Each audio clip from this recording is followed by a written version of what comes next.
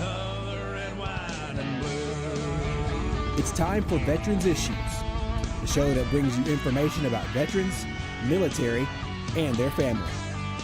Now here's your host, Ken Rollins. Welcome to Veterans Issues. Ken Rollins here, and we are brought to you by the Red, White, and Blue.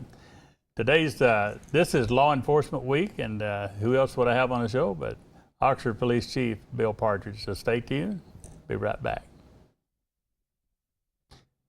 Welcome back in. Appreciate you tuning in this week.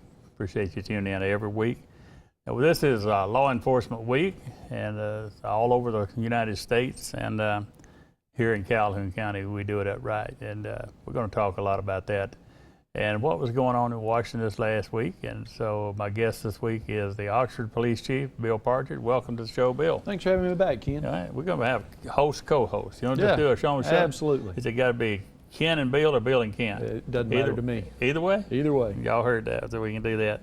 Now, before we get into what we're doing in Calhoun County, I've been looking on Facebook. You and your honor guard were in Washington, D.C. this last week. That's correct, Ken.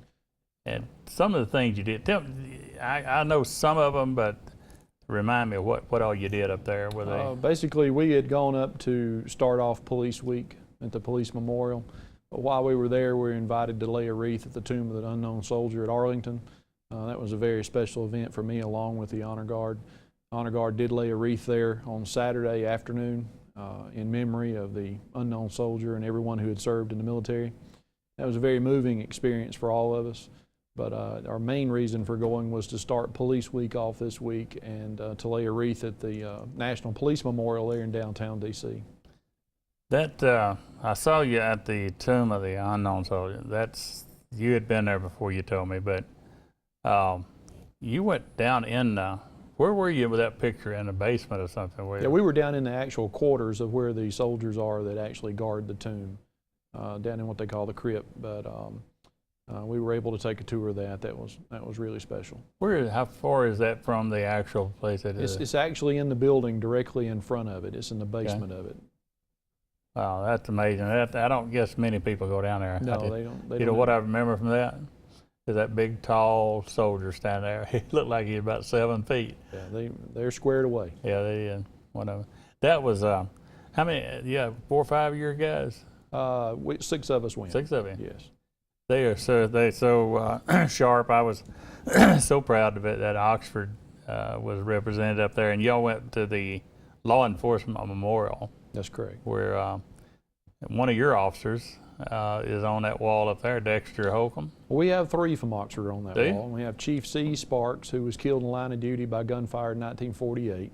We've got Captain William Beard, who was killed by gunfire in 1977. And we had Lieutenant Dexter Holcomb, who was killed in a traffic crash in 2007. We do remember that. And then, of course, you got to see Justin Solahub's name on there. That's correct. One of the more recent ones. Yeah. But let me ask you about that. Did you notice a lot more after Justin's name? Yes, sir. There's about many. 4 lines below him now, and that's a very sad thing. You know, last year in 2013, we lost 111 police officers in the line of duty. In 2013, we lost 111 nationwide. This year, as of today, we've lost 42, and it's up like 7% as of today from this time last year. Does that count the guy from Hollis over in Birmingham we just lost last week? No, because he was not on duty. Okay. So therefore, it's not a line of duty death. These are all line of duty deaths. Okay. These were officers who were actually at work performing duties when they were killed in the line of duty. So that's something I didn't know. So I just didn't. I guess I'm stupid. I didn't think of you guys ever being off duty. That's why. Well, as far as the National Police Memorial is concerned, an on duty. Yeah, I understand. Death is what goes on the wall. It's kind of like with the firefighters thing, like the volunteer firemen. We was trying to find the names for an Alabama memorial to the firefighters, and those volunteers' records were not kept, ledgers were not kept when Jimmy went off to respond to a fire, and he died. But in the process of that, fighting the fire, he died, but he was not officially a fireman, so he was a volunteer. There's no record of that. No. And so that's a shame too, because It is. Their lives are just as important as the one wearing the uniform. It is, because you look at this person's volunteering his time free of charge to help his community. Yeah. And you can't ask for a better person than that. Now, I think it falls in line with somebody. I saw something earlier today said step parents are chosen. You know, they're not by birth, I'm your parent. By choice, I'm your parent. Yeah. And I never had really thought of it too much about that way, but that's the way with the volunteers. They're not doing that as a means of living. Right. So that's a great thing. Well, then up in Washington, D.C., you were the thing that gets me that I was going to talk to you about on Facebook, and I was on the way to do it right here. You went to the tomb of the unknown soldier, not law enforcement. And you've heard me say that I don't distinguish between the two, that somebody raises their right hand and takes the oath to protect and serve, or whether it's domestic or foreign, otherwise. And that's what I got out of what you guys are doing. You're up there doing honoring the military as much as you were your fallen. Absolutely. That was that's pretty awesome. And I see some of the posting, your guys were posting their pride about that, and that's got to make you proud. It does. Good group of guys. We were glad to do it. You know, we wouldn't be able to do that if it wasn't for our veterans who were before us that defended our right to be able to go up there and present that wreath. It's that's the way up here in Centennial Park. I look at that. There shouldn't be. It's like a segue. You know, they should just go right on in. It doesn't matter what uniform you wore, whether it was Army, Air Force, Marine, Navy, Coast Guard, or law enforcement, because they all died in a line of duty, either protecting domestic or overseas. So to say that those that died overseas are more important than those who died at home is a little bit disingenuous, because, you know, we live here and we just count on you guys to protect us here, the servicemen and women overseas. And so I don't distinguish between them. I might get in trouble with some of the military. I've never had anybody say anything to me about that, but that's the way I've always felt. And but I was impressed to see what you guys did up in Washington, D.C. Now, your honor guard, is that a voluntary thing, or is that just, how do they come? It was a selection process. Selection. So they not just come in and say, I want to be on the, no. There's some sharpening. Yeah, they've got a good. Don't want to brag on them too much now. They get to be. Yeah. But they absolutely. They really look good. Yeah. Now this law enforcement week that we're coming up on, we got something that starts this Thursday night. Is that right? Or tonight? Actually, it starts tonight. Tonight we're taping on Tuesday, so tonight, Tuesday night at 8 o'clock at Centennial Park, there'll be a candlelight vigil in honor of Police Week and the officers who have fallen. And then Friday night at 6 o'clock will be the actual Police Week or Police Day. It'll be actually after the day after Police Memorial Day, which is Thursday, but they're having the ceremony on Friday evening at 6. So if you're normally watching Veterans Issues at 6 o'clock on Friday, like we expect people to do, they can tape it and be up there. Cause I'm gonna go up there. I got to be there for that one. That's and I may be there for the candlelight. And we've got something going in law enforcement that I've never seen. That is it seems to be growing to me, and it's about Facebook, social media. And we got 30 seconds, so we're not going to get on a whole lot of that. But would you agree that that's a phenomenon? That's a it is. Good tool? It's a double-edged sword. Right. But I think that there's more good that comes out of it than bad. We're able to reach a lot of people really quick, solve some really good cases using Facebook. All right, let's hold that. When we come back, I'm going to take up right there on the Facebook and social media. Be right back. More with Bill Partridge. Stay right there. Be right back. Welcome back to Veterans Issues. When we left, we were talking with Bill Partridge. That's who we're talking with right now. But we were talking about how social media helps or hurts with the law enforcement. And Bill, you said that it was a double-edged sword, and it helps and it can hurt. I guess we'd say that it gets out good information, but sometimes that information gets twisted. That's right. And can put out the wrong information. Would that be where you're saying? Exactly. You know, we try to put out as much information as we can during, incidences using social media, either Facebook or Twitter account. But the problem is when it gets shared with other people, some people put their own spin on it, and that's how it gets twisted. Yeah. I remember an incident recently with our officer Jackie Stovall that it was shot right outside the studio here, and Facebook was playing a part in that. Mm-hmm. It was also giving out bad information at the beginning. Was. I heard everything about it before we found the right stuff. But if I understand right, someone on Facebook saw that car that y'all were looking for. Is that right? That's right. They saw it there. They also heard it on the radio, and that's how we were able to capture the individual. Wow, that's a good thing. But there is the Facebook you started on the Oxford Police Department is you got a bunch of hits, but there's so much information that kind of one of the things that you started doing is posting. I think it's Saturday shoplifters, and then what's the other? Shoplifting Saturday. And what's the other? Wednesday's wanted. Wednesday's wanted. Okay, that puts it out there, and it's going into everywhere. But it's also the people that are Oxford related or whatever. So if it's something that happened in your city, and my city, you got a lot of eyes, a lot of ears that's putting out there. And it's the shoplifting thing. Is that just reported shoplifting? That thing that your people caught, or just this is shoplifters that are captured in the city of Oxford during a 7-day period. And what we decided to do was go ahead and place these people on there so that other businesses and people would know who these people are. Mm-hmm. The easiest way not to worry about it is don't shoplift in our city, and you won't have your picture put on Facebook. I've noticed that since we've started the program, it's gone down. And I've gotten phone calls from people begging me to take their picture off of Facebook. And I tell them, I'm sorry, it's public record. You know, your arrest is public record, your mugshot's public record. So, you know, if you don't want it on there, don't come down here and shoplift during the week, and you won't have to worry about that on Saturday. You know, Chuck Plitt, I'm sure, Weaver, lieutenant out there, he's got a Facebook, or Weaver has one, and we talk about that same thing as when he's got his officers pick up somebody, one of the first questions out of their mouth, you're not going to put me on Facebook, That's right? right. That's one of the common sayings now. Wow. And one girl, he said, is don't let my mama see this, you know. And he said, you should have thought of that before you burglarized that house. And Exactly. that's a good tool there. When people worry more about that than they do behind the bars on the Facebook. So I think that's an awesome thing. And Wanted Wednesdays is going really well. Is it? These are people who just seem to not be able to be caught as quickly as others. The only thing that we're actually putting on there on Wanted Wednesdays is actual people who are wanted for criminal charges. They're not traffic-related charges or anything like that. It's working really well also.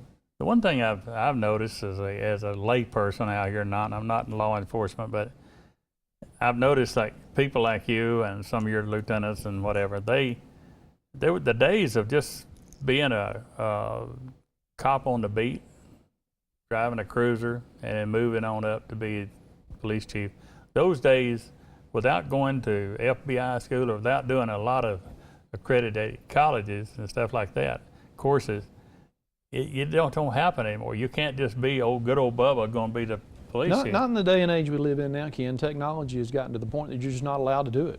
Yeah. You can't do it and expect to survive. I miss days on patrol. That's the one thing that I miss the most, is actually being out on the road with the guys and not stuck in an office. And I try to get out there as much as possible, either during the day or after I get off from the office area. I may go out and stay 2 or 3 or 4 hours out with the guys patrolling also. But that's one of the things that I miss, is actual patrol work. But the other side of it is working with an elected body to where you serve at the pleasure of the political establishment, and so you have to be to have a little bit of diplomacy to be able to get the things you need for your department and to work with the people that Absolutely. run the city. So the days of old Bubba getting up there and being the police chief or whatever, You know, not going to happen. We try to run an extremely professional police department every day.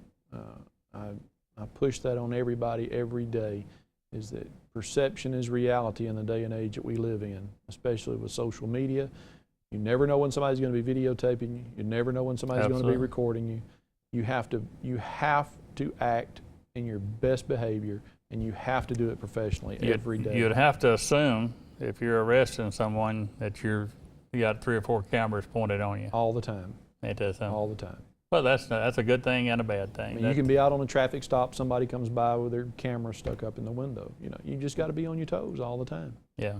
Well, that's, I don't know, you know, but speaking of that, you're talking about the professional, you got you gave me a tour, the $5 tour there one time about all the bells and whistles you got. You've got robots, you got the SWAT team, you got the whole thing. Is there anything that you're looking for you hadn't got?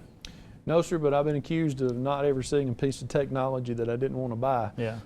We're always looking at new ways to improve public safety in the city. We're always looking for new ways to help our officers do it more effectively and easier.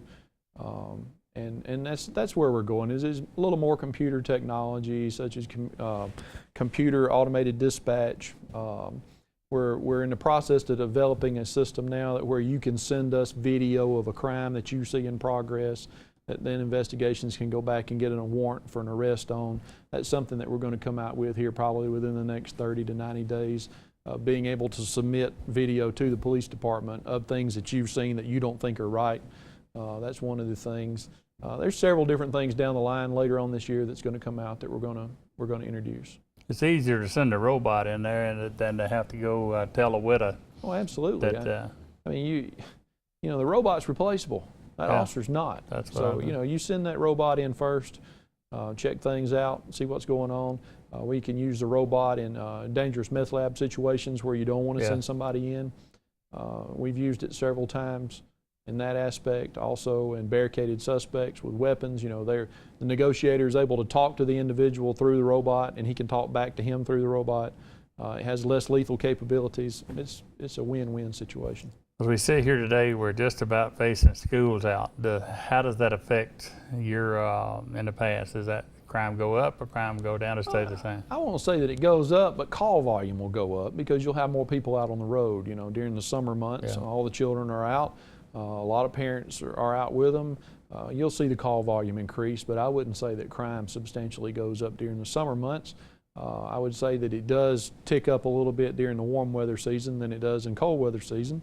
But overall, it's just an increase in call Crooks volume. don't like to get out in the cold weather. No, rain, they don't. You know? No, they don't. The one thing I want to do, we got less than a minute. I want to make sure we talk about train crossings that without anything specific. We just got to make sure that when a train's coming at you, it doesn't give you the perspective of how fast they're going. When I showed something to my daughter the other day, No, it does not. you can sit there and look at them coming at you, and they look like you got plenty of time, but you don't. That's right. And we're fortunate that most of our train crossings inside the city have gates, have lights. Don't go around them. Don't ever go around a gate Yeah. or go through a flashing light. If you look, Yeah. listen, you can live. If you fail to do one of those, you're going to die. You can't see how fast it's going. Absolutely. Look, listen. Ooh. But I see that. We got to pay attention to those things, folks. Appreciate the chief coming on here and being on the show today. Stay where you are. Got some news that you can use. Be right back. Welcome back. Appreciate Bill Partridge coming in today, and we learned from that about some of the things he brings us every week, and every time, I say every week, every time he's on here, we learn something. But I want to bring something up here if we can in the control room. There's an event I meant to talk about last week, but on May the 27th, what you're looking at does not have the date on it, but May the 27th, at 1804 Highway 78 East, that's the old Bill Bailey's used car lot, from 10 to 4 p.m., free hot dog, chips, and drinks. For military, and for a plus membership, you get $40 off a gift certificate and $40 gift certificate.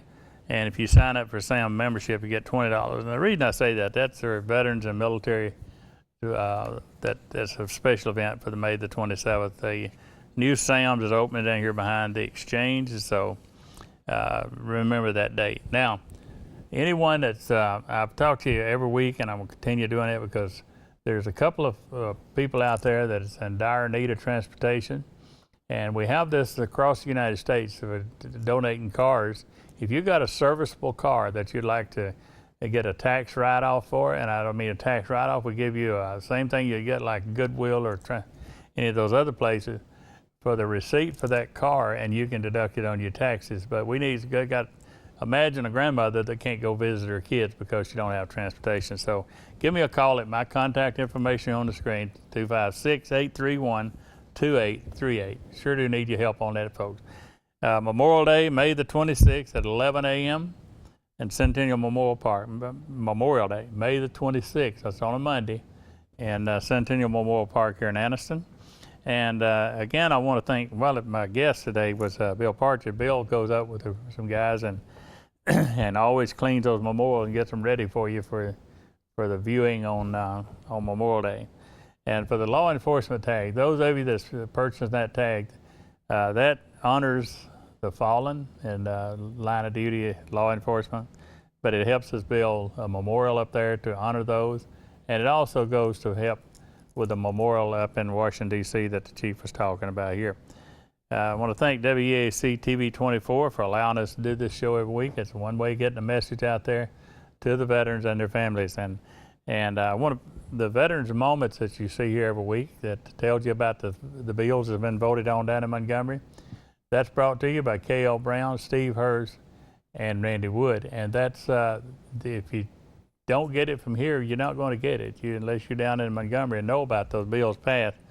So if you see either one of them, Steve Hurst, K.L. Brown, or Randy Wood, thank them for the veterans moments on this TV show here.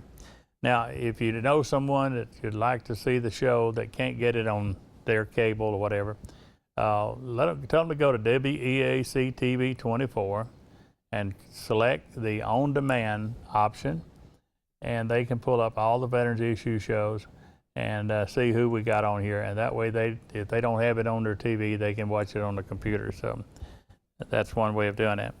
Now, I want to mention Jane Cunningham talked to us about the Cheehaw Regional Humane Shelter out there. We need some blankets, throw sheets, and treats. Now, if you're interested in adopting an animal, the phone number is 256-241-3647. As we run out of time again here today, I want to say hey to Caitlin, hey to Bella, and this week I want to salute all the folks who serve in law enforcement and protect us all over the country, especially here in Oxford and Anniston area. So we'll see you next week right here on Veterans Issues. Salute.